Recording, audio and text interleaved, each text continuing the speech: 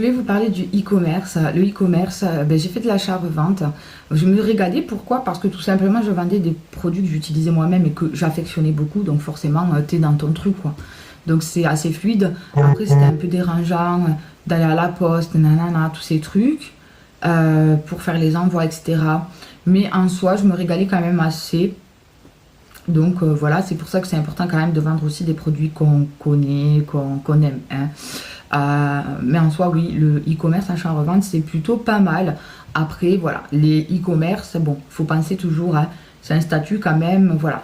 Surtout quand on est en micro-entreprise, on déclare le chiffre d'affaires et pas le bénéfice. Donc il faut penser derrière que on a les plateformes à payer sur lesquelles on travaille. Il y a souvent les frais bancaires, enfin les frais de paiement des clients. Si vous faites un peu des livraisons, du coup l'essence. Si il faut penser aussi à la poste, donc selon il y a des contrats, vous pouvez vous renseigner aussi à ce niveau-là. Aujourd'hui, il y a des facilités aussi, hein, vous pouvez mettre directement dans votre boîte à lettres, etc. Donc tout ça, c'est des choses qu'il faut regarder. L'URSSAF qui a vachement augmenté, mais comme je vous dis, c'est qu'en micro-entreprise, on ne déclare pas le bénéfice, ça c'est le chiffre d'affaires. Donc voilà, même au niveau de vos aides, si vous êtes une femme, que vous avez des aides parce que vous êtes maman, etc.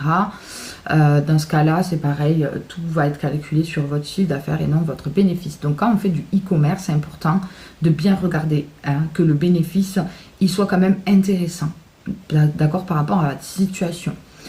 Ensuite, le e-commerce, on a le dropshipping. Alors, tout le monde parle du dropshipping. Moi, je l'ai testé, je trouve ça très bien. Cependant, je trouve qu'on manque de bons fournisseurs, notamment en France et en Europe, d'accord?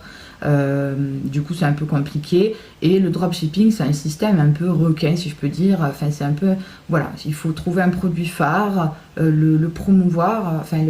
Voilà, vous utilisez les ads, etc. Ça va durer, vu que c'est un produit phare, ça va durer quelques mois. Hop, après vous changez de produit, etc., etc., etc. Et comme ça, c'est un business du coup qui fonctionne. Mais du coup, il faut aimer le business en soi, pas forcément être attaché au produit qu'on vend. Parce que moi, j'ai voulu faire un écosystème, un vrai site internet en mode dropshipping, donc de vêtements et chaussures. Donc j'avais vraiment toute une boutique. Mais comme c'est un dropshipping, il fallait tout le temps que j'aille enlever les produits qui étaient tombés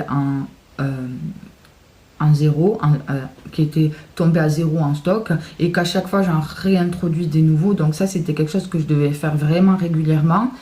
Du coup, c'est bien parce que oui, on gère pas les stocks et les envois, etc. Voilà, quand vous avez des retours clients et tout ça, il faut voir avec vos fournisseurs parce que ça peut être assez casse-tête. Et voilà, et toujours pareil, regardez en